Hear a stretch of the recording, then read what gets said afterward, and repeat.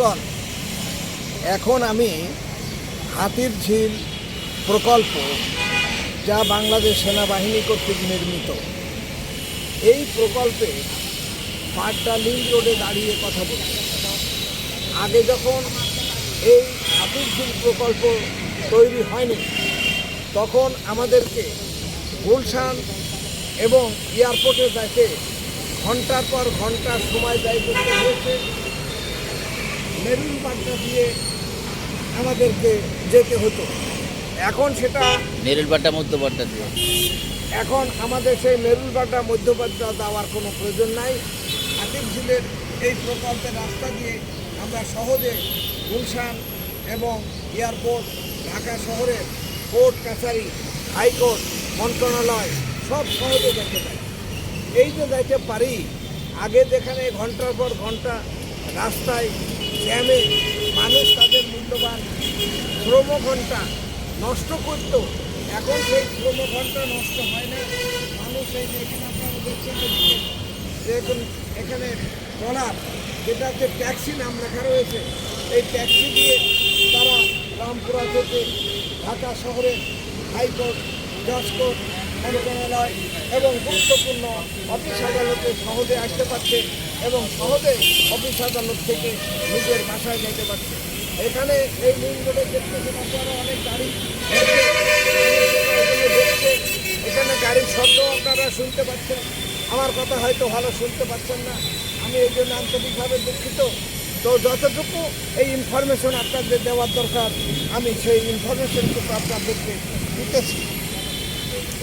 হাতির ঝিল প্রজেক্ট বাস্তবায়ন করার প্রেক্ষিতে আজ শ্রমঘণ্টা বেঁচেছে, মানুষের কর্মঘণ্টা বেঁচে যাওয়ার কারণে আমাদের একটা কারখানায় যদি 1 ঘন্টায় 100 বা 1000 বিড়ি তৈরি হয়, তাহলে 5 ঘন্টা নষ্ট হইলে 5000 উৎপাদন নষ্ট হয়। তাহলে জিনিসের সরবরাহ বাজারে কমে গেলে দ্রব্যমূল্য বেড়ে যায়, আর যদি উৎপাদন বেড়ে যায়, বাজারে সরবরাহ বেড়ে যায়, তাহলে দ্রব্যমূল্যের দাম কমে যায়, মানুষটা ভোগ করতে পারে সহজেই।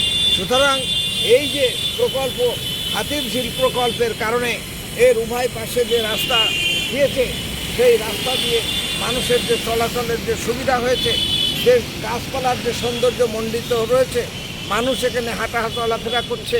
এই এলাকার জমির মূল্য, ফ্ল্যাটের ভ্যালুয়েশন বেড়ে গেছে, যা আমি ইতিপূর্বে ভিডিওতে আপনাদেরকে দিয়েছি। আবারও সেই কথা পুনর্উল্লেখে দোষ নাই, তাই আবার আমি উল্লেখ করলাম। সুতরাং আপনারা ওই দূরে দেখতে পাচ্ছেন যে ট্যাক্সি যাচ্ছে, এটাকে কী যেন বলে, ট্যাক্সি বলে, আবার এরা ট্রলারও বলে।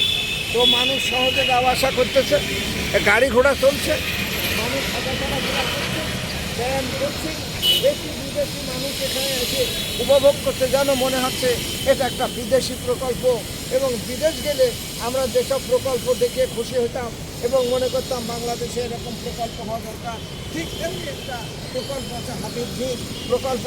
এই রকমের আরও প্রকল্প সরকারের বাস্তবায়ন করা দরকার।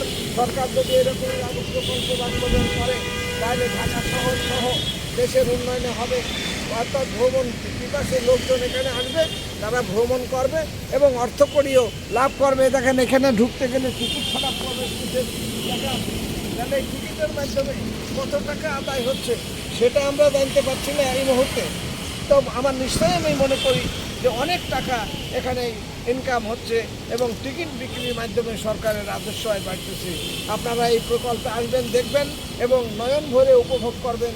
আমি আপনাদের সকলকে এখানে আসার জন্য এবং আমার এই ভিডিওটি লাইক, শেয়ার, কমেন্ট করে যারা এখানে আসে নাই তাদেরকে জানার জন্য, দেখার জন্য যে আমি উৎসাহিত করছি।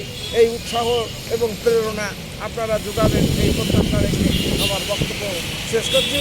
সবাই আপনারা সুস্থ থাকেন। আল্লাহ হাফেজ।